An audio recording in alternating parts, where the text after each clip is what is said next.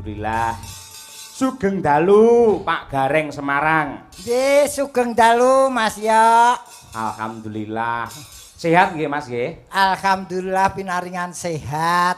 Syukur. Sehat jasmani lan rohani sing nggih. Niki wau rawuh wonten ing Rejo Agung jam pinten? Gasik, Mas. Panitia dereng dugi kula pun teka kok. Kok sregepen ki ngopo, Rok? Wedi dibatalke. Apa sampeyan ya akeh pengalaman sok batal ngono kuwi? Alah ngoten wong jenenge nasib wong ki ana ning dhuwur ana ning ngisor. Ning dasare teko gasik ki tamba kangen, Mas. Kangen karo sapa? Iki tenan lho ditanggap rene meneh ki umurku ki bali 5 tahun kepungkur. Kok iso ngono? Mergo terakhir wayangan ki tahun 2019. Sadurunge pandemi ya? Sadurunge pandemi ki wayangan meneh lagi saiki. Biyen yo aku karo awakmu to gajeke. Sik. Sampeyan terakhir 2019 bar kuwi terus corona to? Heeh. Apa mergo wayangan apa ki pelawake Gareng terus akhirnya dadi pagebluk ngono ya? Gareng ki pengaruhe ora pati banter. Sing pengaruhe banter kuwi dalange, Mas. Kowe kok nyatek-nyatek wong. Ning nggih matur sembah nuwun niki dumateng para punggawa ing pabrik gula Rame Gedhe niki dan PG Rejo Agung. Rejo ki Rame Agung ki gedhe. PG Rejo Agung ki Rame Gedhe. Oh iya. Iki ning dawuh sing tak tampa, sing jenenge perusahaan terus kampung utawa wilayah jenenge wong ki ra entuk dibasake. Nah, iki mulane tak basake supaya wong ki ngerti bahwasanya selain Rejo Agung kuwi ana apa ki tembung liyane. Mergo saiki tembung-tembung ngono ki wis do ditinggalke. Oh, ngono. Nah, dadi kosakata ki semakin tipis mula kudu didudah meneh. Nggih. Sing menjadi catatan saya iki lho. Apa, Mas? Lho kowe iki wis diparingi rejeki rene lho. Kok isih mau mbok utarakan isi ana apa peringatan wayang dunia. Heeh. Terus kowe rene. Heeh. Ketoke sajake kok kowe gelo. Gelo piye to? Lho mergo cintaku karo PG Rejo Agung, kasetyanku karo PG Rejo Agung, akhirnya aku rene izin karo Pak Rektor. Wong ki rasah munafik. Sik to, sing dikersake piye kuwi? Ya cinta oke. Nganu kene ku ora titik berate iki mergo kowe rene iki mergo kowe ditanggap. Ditanggapi hubungannya karo apa? Hubungane yen kowe ditanggap tegese kowe ning kene lak ya wayangan. Betul. Kuwi padha karo kowe ya mengeti hari wayang dunia. Oh iya. Ngono. Dadi hari wayang dunia kuwi yen sing apik ora mung ning kampus wae, ora mung ning Solo wae, ning seluruh dunia khususnya Nusantara. Betul. Memperingati hari wayang ki pas. Nah, lah saiki padha-padha iki sing diperingati hari wayang sadurunge ning Rejo Agung ki ya. Heeh. Wayang kuwi kowe lak dosen kowe. Iya. Saiki tak takoni wayang kuwi apa? Wayang kuwi wujude kabudayan tinggalane para luhur sing nyatane wis direka digawe sak becik-becike dening para waliullah satana bisa eksis nganti jaman saiki. Terlalu panjang tidak tepat sasaran. Menggawe Pak D Gareng pripun? Wayang itu 6 huruf W. Warisan budaya dunia. Oh iya, mergo sing entuk penghargaan saka UNESCO. Nah. Ya.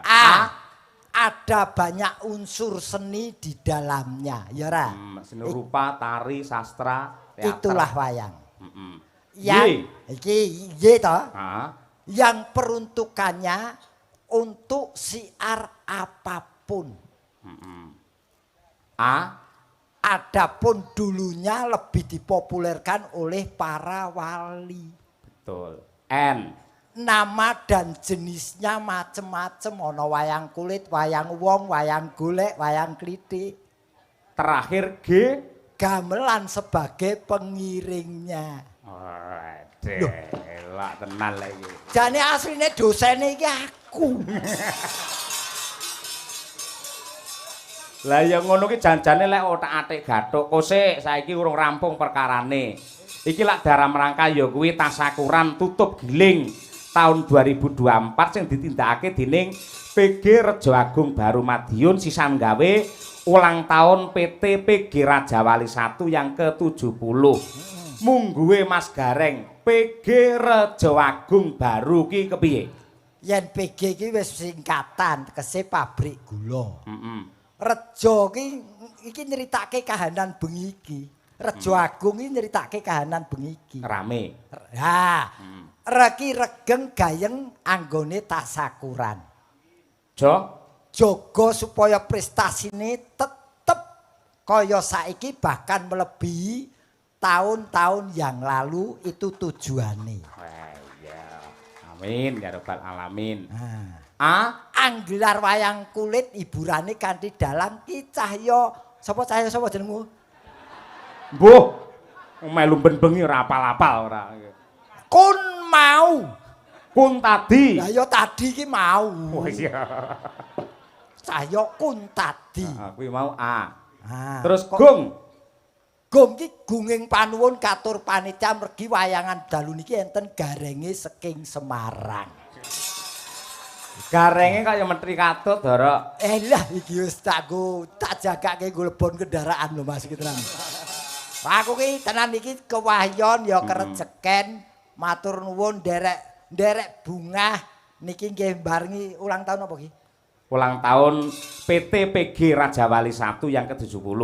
Aku ki seneng ngotak-atik ning tak mungguhke karo situasi dan kondisi. Maksudnya piye? Iki lah HUT, yen HUT lumrahe wong ngarani hari ulang tahun. Tegese ki jane ana dhewe. Maksudnya? HUT ki H itu hanya diperingati 1 tahun sekali. Betul. Mergo yen 5 dina sepisan kuwi weton. Iya, pasar piye. Iki sing luwih penting kowe kudu ngerti. Umurnya bisa bertambah tapi bisa berkurang tergantung yang diulang tahuni objeke. Maksudnya piye kuwi? Yen sing diulang tahun tuh objek hidup tegese bernyawa itu berkurang karena ada batasnya. Tapi kalau seperti misalkan PG kene, kuwi diulang tahun ini bertambah. Nek yen menungso kuwi berkurang mergo wis duwe jatah dhewe-dhewe takdir. Oh iya, T terakhir tetap harus disyukuri semuanya karunia ilahi. Loh, PT PG Rajawali Ra. Ayo. Rajawali ki kene kita. Ini di bawah naungan Rajawali. Ora ngira. Iki omong pembatang iki mau. Lho, lagi jare kon bedhek kon nganu ngutarake. Iya. Rajawali ngarepe Ra. Iki Rajawali iki lak sing menaungi PG Rejo Agung. Betul. Ra ngira PG Rejo Agung iki wis nanggap kok Rajawali durung. Kowe aja nyambluki ngendi-ngendi lho ora. Rajawali 1 iki membawai PG sing ana ing Jawa Timur kaya krebet karo Rejo Agung kene. Wis ora iso dak terjemahke wis. Lah ngopo? Kowe lagi sak suku kata wis kakean protes. Wong mikir ki nganggo energi, Mas. Ya wis aku ora arep mancasi. Ora piye mau ora? Ora wong pinter ki ora kena balik meneh ki ora kena. Wis kene wae, Rejo Agung Baru mapane ana ing Madiun, Ayo. Maki masuk wilayah Jawa Timur. Iya. Dipimpin wali kota yen kota, bupati yen kabupaten. Untuk ya iki untuk budaya nomor 1 Madiun. Wah, iya. Wes, kapan iki sing kepilih? Paling ora ya Pak PJ lah. Ya wong paling ya wong dhewe iki apa-apa mung isane ndongake, Mas. Nyenyuwun nggih. Nyenyuwun. Dadi lah iki sing diarani apa simbiose apa kae, Mas? Mutualisme. Saling menguntungkan antara PG karo petani. Nah, iki mula hasilnya ya seperti ini. Gula iki gula. Gula ki apa? Penyakit. Lah piye? Tak omongi ya, iki yen iki real ya. Iki kesehatan ya. Piye? Wong lara gula kuwi aja banget le nyirik gula. Sebabe karena gula itu juga dibutuhkan manusia. Kalau tubuh tanpa gula itu akan drop lebih bahaya daripada kebanyakan gula. betul, bener. Mula wong Jawa duwe pepatah sak madya kuwi ya kuwi intine. Nah, mula ki jenenge gula. G iki gawene ning pabrik. Oh iya betul. Ukurane cilik kaya pasir mula sinebut gula pasir. L Legi rasane. keri dhewe O. Asale saka tebu. Iki tebu ki tumbuhan sing paling elok dhewe mergo tukule ning mata. Tebu nek tukule ning mata ki cara ngendi? Lah, kowe ora tau mempelajari ilmu pertanian kowe. Kok iso ning kuwi gek matane sapa sing gelem ketukulan kuwi lho? Ya matamu barang kuwi. Kok matane Ditakoni tenanan kok ya. matane tebu kuwi. Tebu ki nandure setek. Tukule ning mata ros-ros tebu kae ana matane tukule ning mata kuwi. Lha wong kene iki bekas mandor tebu kok. Mandor apa maling tebu? Lah ya barang dipecat terus maling kuwi aku. Lho kuwi lho memang bener gitu. Iki ora gojek. Nggih. Dadi tebu ki wae. Makane apa ki sarwa iki sarwa menguntungkan. Heeh. Sarwa menguntungkan petani dan pabrik sini. Mula ndongake sesuai dengan usianya yang 70 tahun. Tujuannya untuk pabrik ini semakin maju dan berpenghasilan yang maksimal bisa tercapai. Amin, amin ya rabbal Nol, alamin. nol kuwi modalnya itu angka nol kayak Mas. Angka nol ki berkesinambungan bersatu, sak garis ning bersatu. Modalnya untuk menuju itu adalah persatuan antara pabrik dan petani tebu. Wah iya. Mula pikir jagung bisa mendapatkan kesuksesan ya pancen nggunakake kekompakan saling sinergi kuwi lho Mas Gareng. Apa? Sinergi. Oh sinergi aku ngerti, sinergi ra ngerti aku. Tak golekne kanca Mas Gareng. Aja. Lah ngopo? Kanca yang rayu wegah aku. Loh, kowe iki piye? Sak rat iki ayu kabeh iki piye to kuwi? Lho ayu kabeh to? Ayune ayu kabeh wong jenenge wong wedok. Heeh. Ning iki Terus? dibagi rong bergodo. Maksude? Ketoke sing telu rono ki galak-galak ketoke. Mula didekek pinggir lek nek penonton nakal kari nyatek ngono lho. Tapi terus terang Mas, Apa? saya di depono wong wedok sing kaya ngene iki nuwun sewu. Mereka memang baik. Tapi lebih baik yang ada di rumah itu. Bojomu? Lho iki nuwun sewu. Wong iki penilaianku kok. Ya boleh, Iki boleh, objektif boleh. lho Mas, Ya. objektif. Mergo bojomu streaming ya ki ndang. Nah. Ah iya. Nggih. Saya tetap memilih yang baik. Heeh. Walaupun ada yang menarik. Betul. Padha karo aku. Aku wis nding ilmu. Nun sewu upamane aku lunga ning dalan ngono ya, kok petuk karo wong wedok ayu. Bar kuwi aku langsung astagfirullahaladzim langsung mulih mandeng bojoku. Jebul isih ayu, sukesi rahayu. Ngono kuwi. Nding ya ngono, aku dolan ning Jakarta ya ngono. Ndelalah Bu Kesi ning hotel. Aku dolan metu dhewe ngerti Cina resik putih dedeke lenjang-lenjang kae. Bar kuwi aku nyawang langsung dingkluk, langsung ning hotel terus tak sawang bojoku. Ya Allah, bae tek ayu Cinane mau. Aku wis kadung ngene lho, bareng ki sing terakhir ki terus dadi ngene lho. Ngene tak omong ya. Apa? Kita rumah tangga itu modalnya cinta. Betul. Mencintai itu kata kerja. Dicintai itu kata sifat.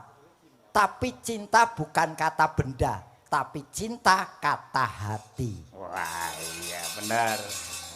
Maknane mencintai, gitu Mas Gareng. Apa? Mencintai tidak hanya kita tidak menyakiti orang yang kita cintai, namun bagaimana keikhlasan kita menerima rasa sakit yang diberikan oleh orang yang kita cintai. Itu maknane mencintai. Ya.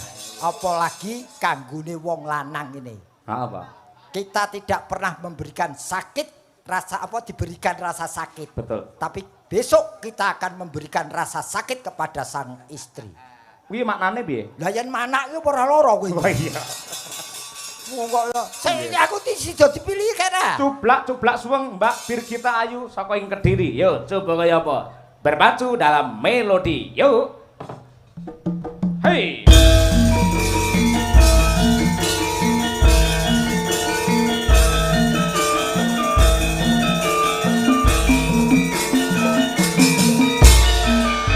Cuplak suweng suweng keteng keteng wamuka tunggang putela pak oleh rale sopon tele ake sir pantole kopok sir pantole kopok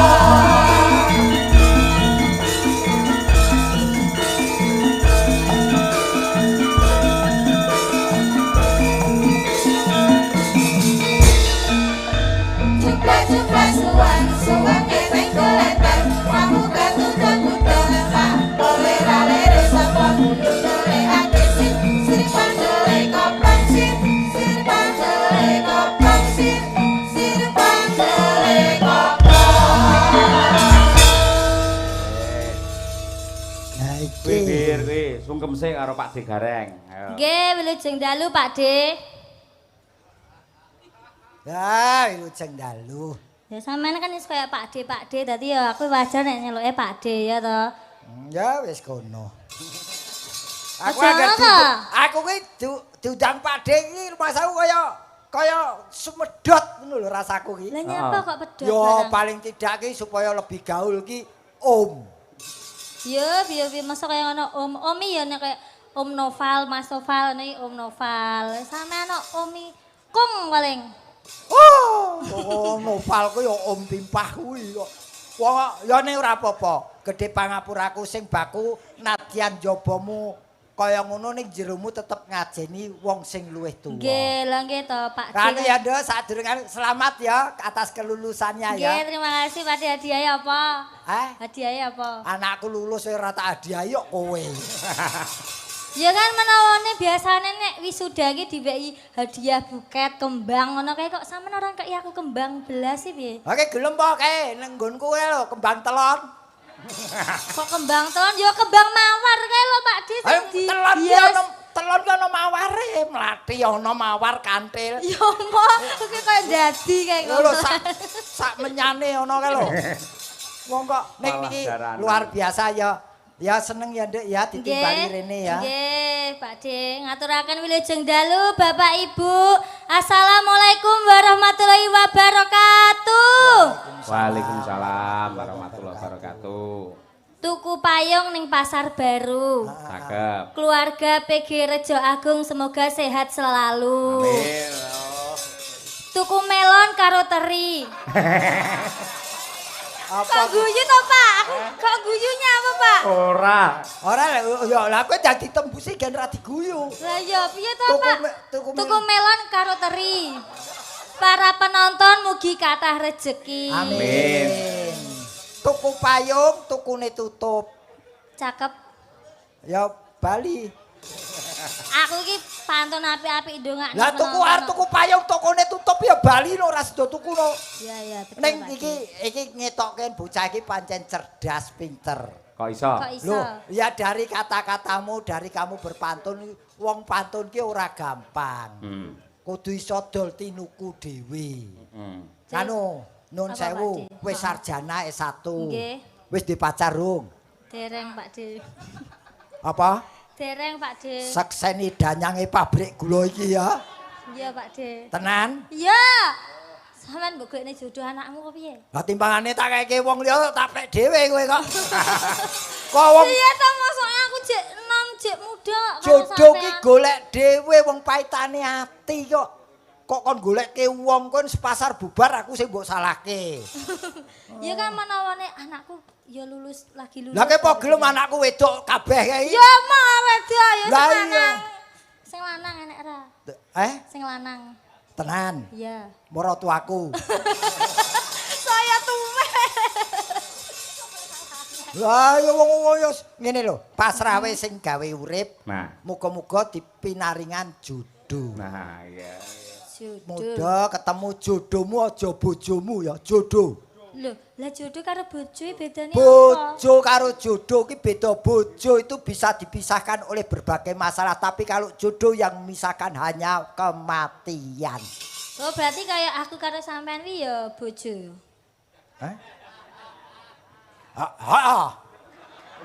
Pokoknya aku yang garis bati, piye carane pisah? Waduh. Lah ya kayak aku karo Pak Yoyok kuwi ya bisa bojo. Bisa. Bojo dalam panggung. Oh, ngono. Iki Iya, panggung, ngene iki bojo harus setel ya sekata sejalan. Heeh, Pak D. Neo, engko anggere wis dadi aja piye dhewe ya, Nduk. Napa? Mesake natah sing nyungging. Iya.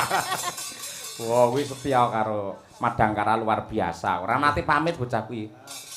Kecuali usuk tanggal pira? 8. 8. Nggih. Iki lho Nduk Birgita ana nawala dumateng Bapak Dalang Cahya Kuntadi. Kula nyuwun gending utawi lagu Podang Kuning. Ha nggih. Sampeyan mbanjeli genduk Umi rapopo ya sing dikersakne jane Nduk Umi. Ning gandeng Umi nembe berhalangan wingi bar kecelakaan. Napa dengkule niku ora kena ditekuk sikan. Ayo. Mbok ya ora usah dienggo. Nggih. Menika saking kula nenggih bapake Pak Nopek Novian. Nggih. Ya diaturake Podang Kuning dening Mbak Birgita Ayu. Ya Nduk, dibawani Nduk. Nadyan wujud temong peksi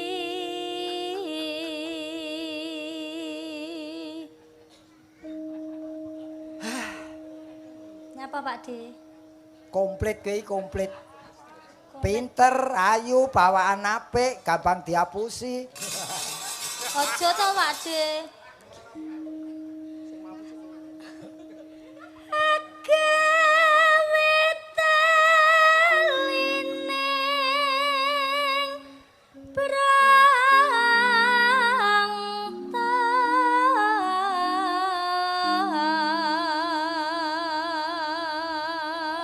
Bir gayane Dalem. karo ngrayu Pak D Gareng ngono lho ben panjenengan gen awet enom ngono lho ya. Oh, ngono ya, Pak. Iya.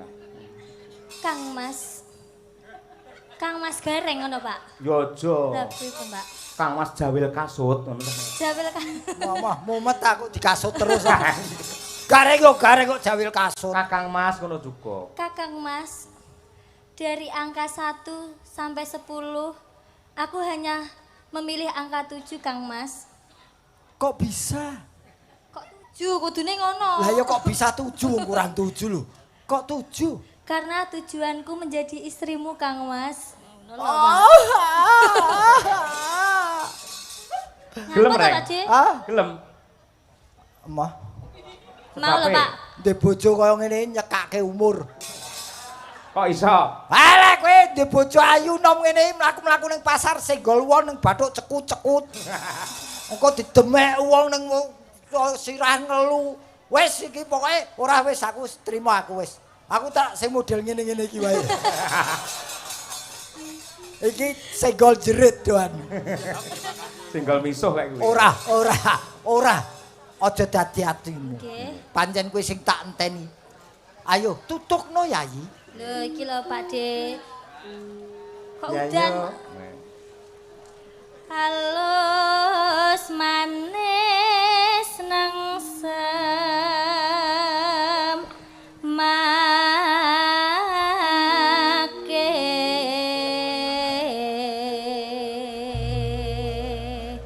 hebat ya Pak D pikir jagung ki membagi-bagikan makanan ya toh. Nggih. Nanti nonton wayang karo cemilan. Wis entuk hiburan, ya wis entuk kabeh entuk iki. Dadi nanggap wayang ki ya berkah tinggi semuanya nggih to Pak D. Nggih, amin.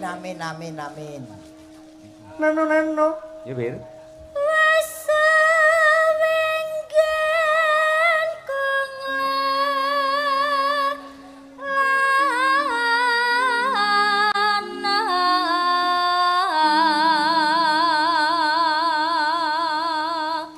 Nano. golek siput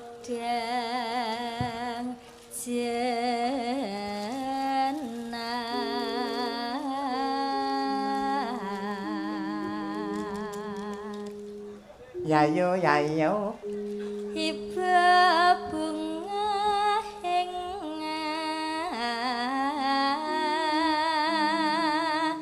atiku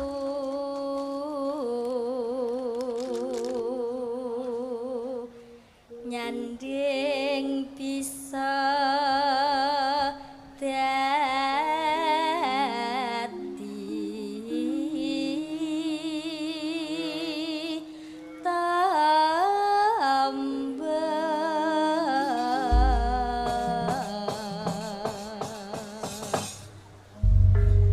Ya nduk dibajutake lelagon Podang Kuning.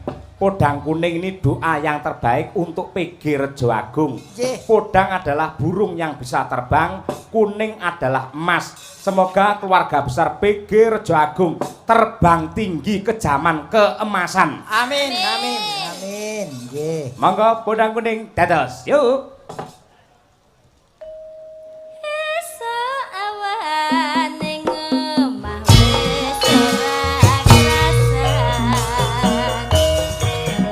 uyuran anggelek sing tak sayang mobeng-mobeng miderang ganggung gelek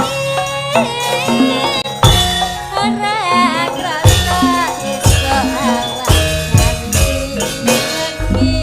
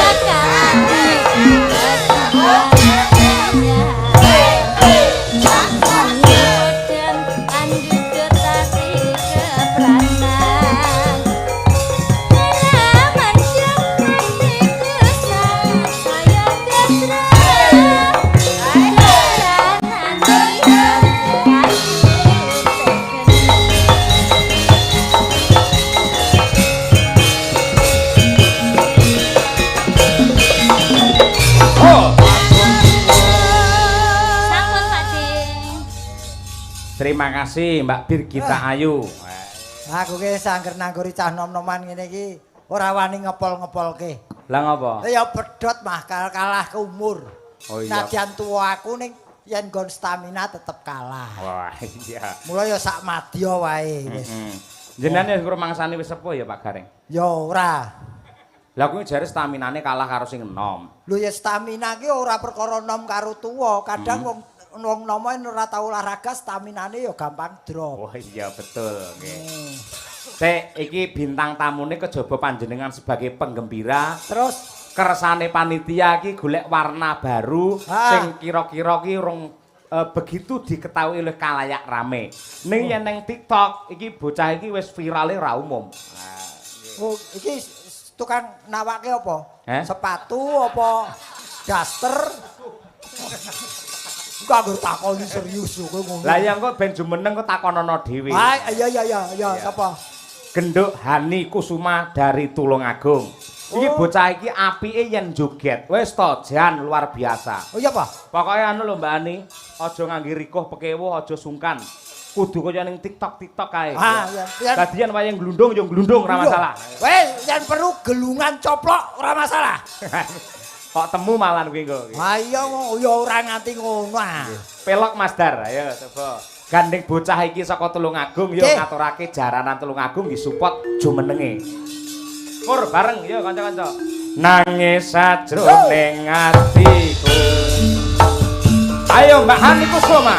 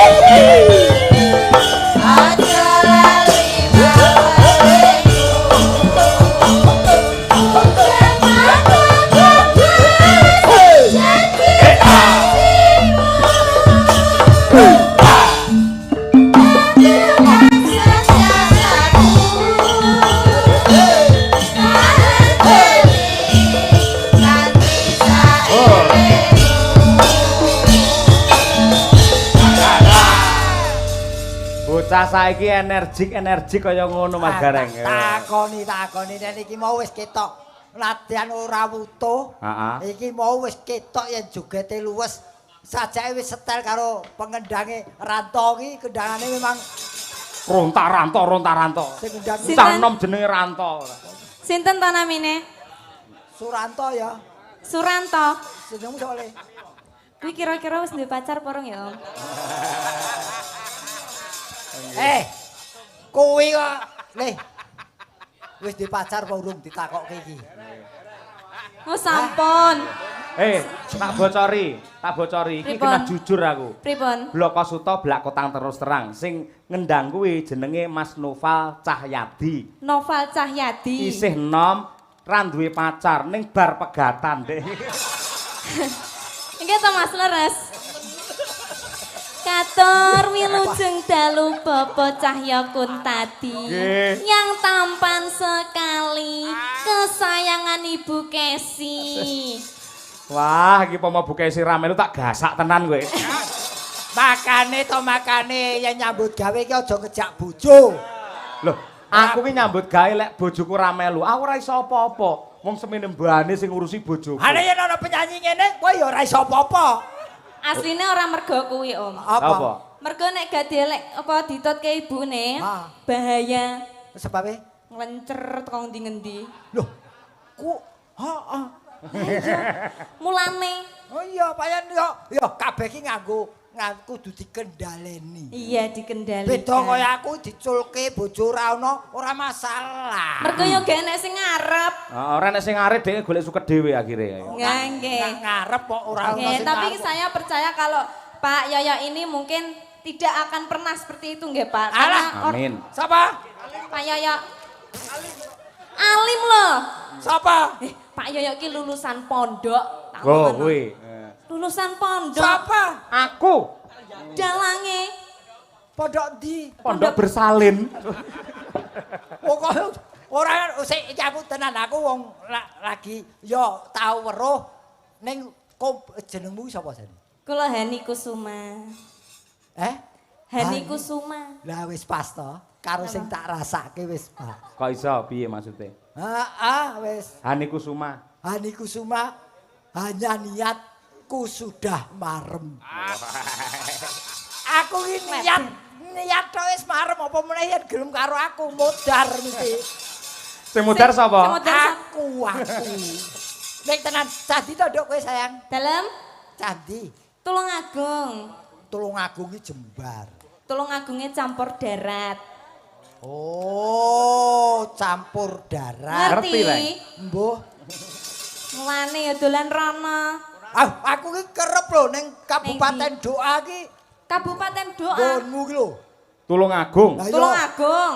tetulung sing paling gedhe iki Doa. Oh nggih. Paling sabone sampean ning Gunung Bolo. Nang ndi? Gunung Bolo. Ya karo dalange. Oh mosok to? Wong ndek nek wong kono iki WA aku. Anu iki katoke sapa ya keri iki nyang kene. Ukurane iki nek gak salah nganu L. Oh, gareng genah kuwi. El gegeden kowe. Sik. Kowe kok apalon Gunung Bolo apa kowe penghuni kono to? Biyen. Oh, biyen. Nggih. Ngerti ya biyen ya. Riyen nggih riyen. Lah aku sing bakulan SD kae lho. Wah, Sampeyan alah. liwat, heeh Ding sampean kae karo Pak Yoyo ya. Heeh. Heeh ya. Heeh. Apa tak jak mampir esku wis entek. Oh, wah, halo koretan-koretan ora masalah lah wis. Pokoke sing penting kowe ora ngono lho iki omahmu campur darat. Nggih. Campur darat. Saiki sekolahmu apa, Nduk? Niki tasik badhe mlebet kuliah. Wong ki duwe planning atau Nggih. rencana. Nggih. Meh kuliah ning ndi?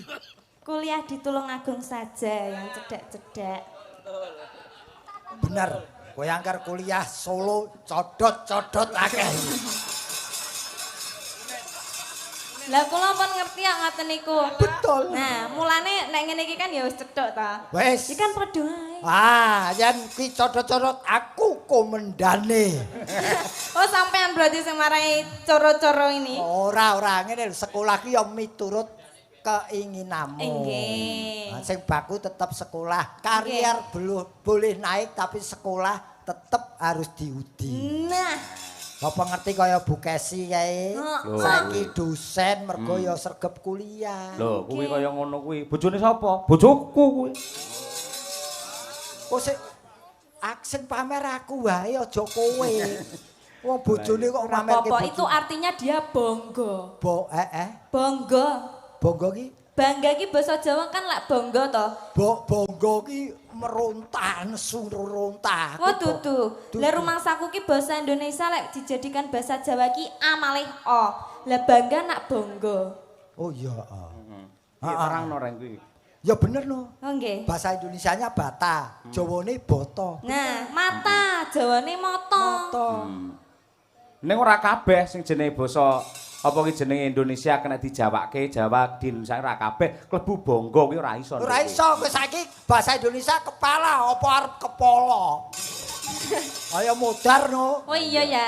Nek anu nun sewu, ora jeneng uthik-uthik pribadi. Nggih. Wis duwe pacar apa durung? Dereng ten mriki. Hah? Ten mriki dereng. Ning kene Dereng. Arep ning ndi wis ora masalah, sing penting ning kene urung. Dereng nggih, tasik sepindah niki. Arep pindah ning ndi? Maksudnya sik sepisan iki lho, Om. Oh. Sik sepisan iki nderek Pak Yoyo. Dadi Akeh niki sing tak kepengin ngerti. Kowe mbiyen yen melu dalang sapa, Nduk? kula ikut Pak Minto Darsono. Wah. Kali sing gender niki. Nih, kalian sing gender. Oke. Oh Kula, iya ya. nggih kula biasane nek berangkat nggih sareng Mas Dar niki. Mas Daryanto yang gagah perkasa yang anune dawa itu. Anu maksudnya Dadi kowe lunga nyambut gawe iki bareng karo ngonoan kuwi. iya no. Batang kuwi. Bareng aku nek ning bis bareng rombongan ngono to Om. Aku lingguhe jajar wong loro karo Mas Dar. Wani fitnah. Oh, alah kowe iki Wong disyukuri. Dek mbene sampean sing muni lho, Dek karo aku ae ya Dek aja ning kono-kono.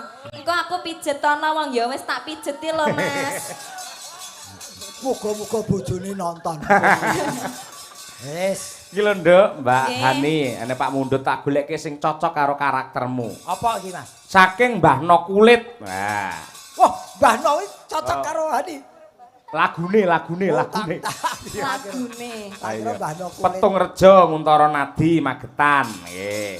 Ngersakake tembang Lestari Lintang Asmara Srindang Biru. Nggih.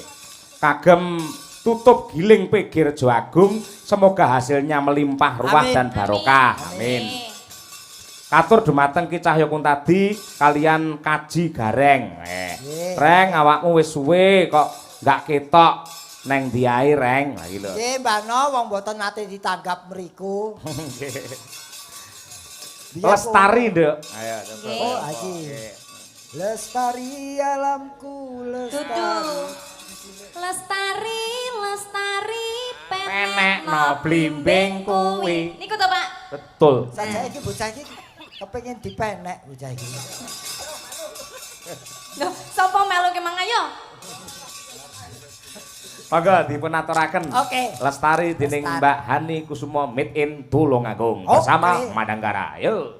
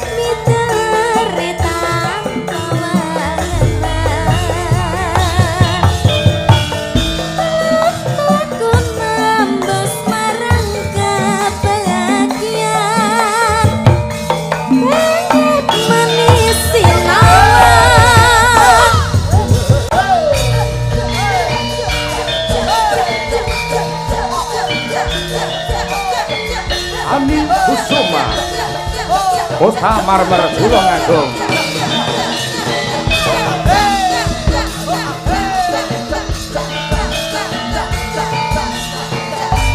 Awas yo. Hey.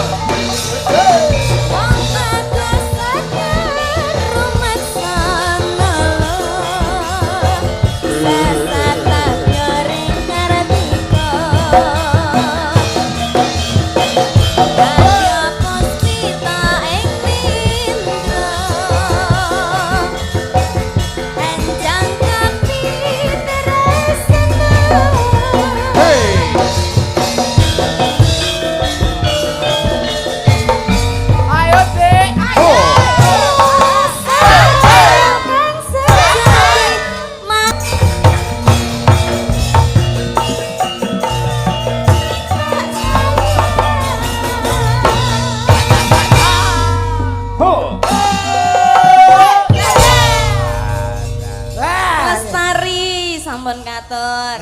Lestantun iki pancen lagu sing Lestari, Om. Ayo Lestari iki basane Lestantun. Oh, Lestantun. Wah ya kari pembawane, Mas. Maksudnya? Lagu iki wis enak, wis apik. Iya. Saya dibawakan oleh seseorang yang bisa mendalami bahkan bumboni saya apik lan kepenak. Betul. Nggih, kaya Hani anu iki. Hani anu. Karo ya saiki paling tidak ya malah sak putuku kok. Putu.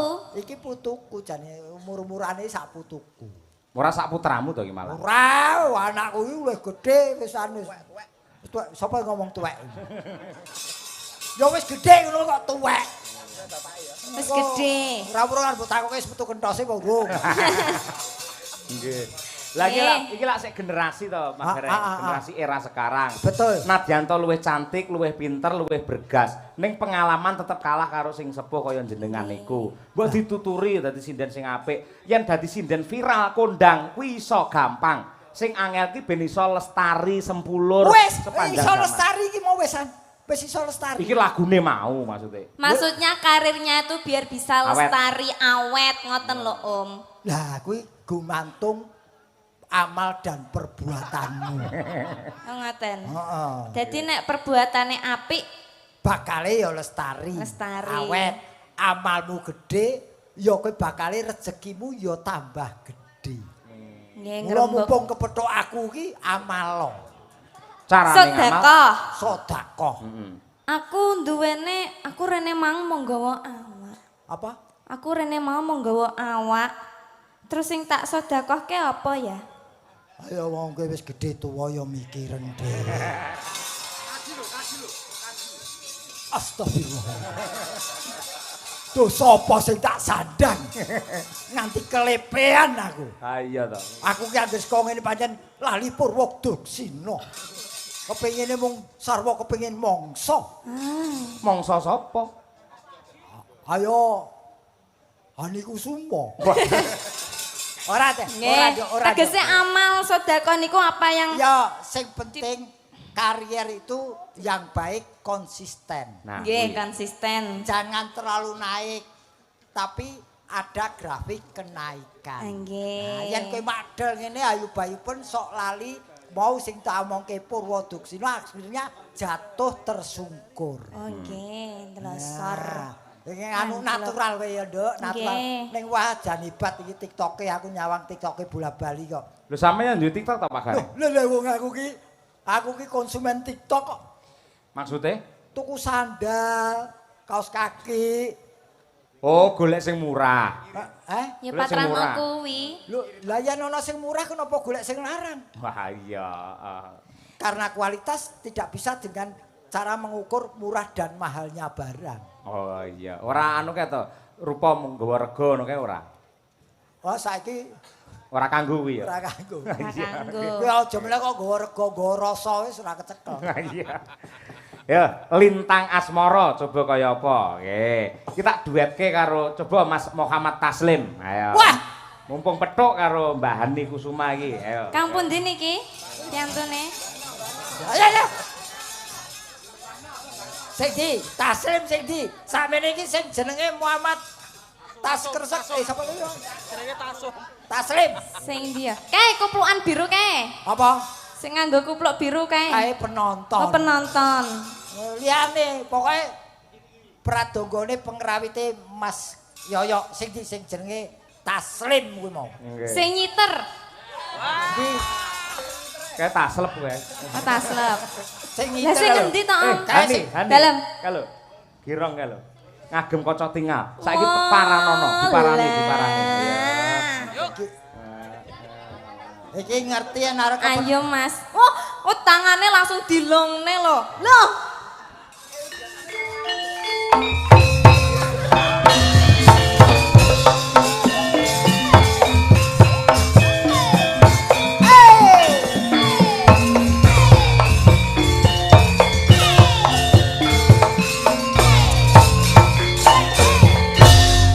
iki ya bocah-bocah iki nyerek ya. Taslim munggah iso iringane gundul-gundul pacul. Apa kowe gundul to? Kok dadak Apa nggih? takon. Lah iya, wah ki yo gemahe bareng karo kepethuk. Hani karo kacamata putih, biasane kacamata ireng kaya tukang kelas lho. Wah ora sakemaki apa kuwi kacamata apa kuwi? Men Mas. Ya plus nih. Plus. Sing men ki ora matane kene lho men. Raka ngono kuwi. Sugeng dalu Mas. Bilu Tamrin Cendalu. Tamrin, no, Tamrin. Mas sinten? Taslim. Oh, Mas Aa. Iki jenenge Aikaibon. Tas kuwi ngarani lem. Dadi leme tas ki Aikaibon. Ya. Hohomu ki. Sehat nggih, Mas. Ayo. Kowe bareng kepethuk Hani kok ngewel kabeh ngopo? Ayo. Aja kok ngobrol karo Hani, karo kancane angel. Angger Ayo, kuwi ra kenek-keneke dhek ngetik akhire kok. Kok kedere tekan ndukur sampai ngesot sak kacamatane ya keter-keter ya, Om. Mboten napa-napa nggih. Sehat nggih jenengan. Alhamdulillah Nggih. sehat. Pipise lancar. Lancar. Oh, lancar. Maksudnya iki kadang ki nek anyang-anyangan ki luwara lho, Mas. Ditaleni no. Napane? Karet. Napane sing ditaleni? Oleh Mas. Oh, anyang-anyangan taleni kok ora ngerti to rumusane. Mboten. Iki anyang-anyangan iki ta. Sing Heeh. ditaleni gulune. Wong dulune. Heeh. Oh, ndak sia malahan. Tepungan kono. Len. Ayo Len, tepungan Len. Wis kenal kok Wah, ya. ora ayo tepungane. Iki sidone Pak Minto to. Nggih. Loh, aja Pak. Kumpulane karo Gombes iki. Nah, Gombes. Urung tau kumpulan karo sampean kok. Lah iya. Nah iya, tapi kan tahu. Nggih, Mas Taslim. Aja karo kuwi Mbak Ani. Sampeyan kok sing Kenapa? getun sampeyan. Lah napa to? Lah sampeyan ngobrol angel Nggih nembang mawon nggih. Nggih. Mas Taslim. Nuhune pamundhut saking Mbah No Kulit. Nggih. Behno kulit. Nggih. Wes. Biasane iki rupane kaya ampas tebu lho. Nggih. Bareng kepethuk Hani kok iso bening men kowe. Nggih. Lintang asmara menika ugi dipun pundhut kalian Pak Supari, Gunung Sari, petani tebu manis. Nggih. Menika, monggo dipun aturaken Mas Muhammad Taslim kalian Nggih. Mbak Hani Kusuma. Yuk, dados hoke. Oh.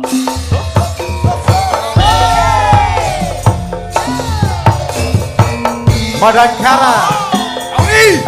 Mbak, mengko sindene nek joget ngene ya.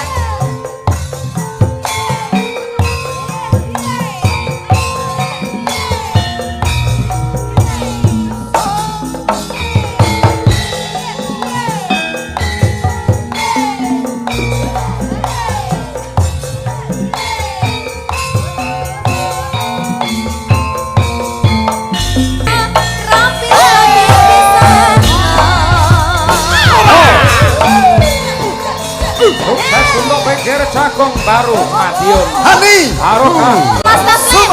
Ya.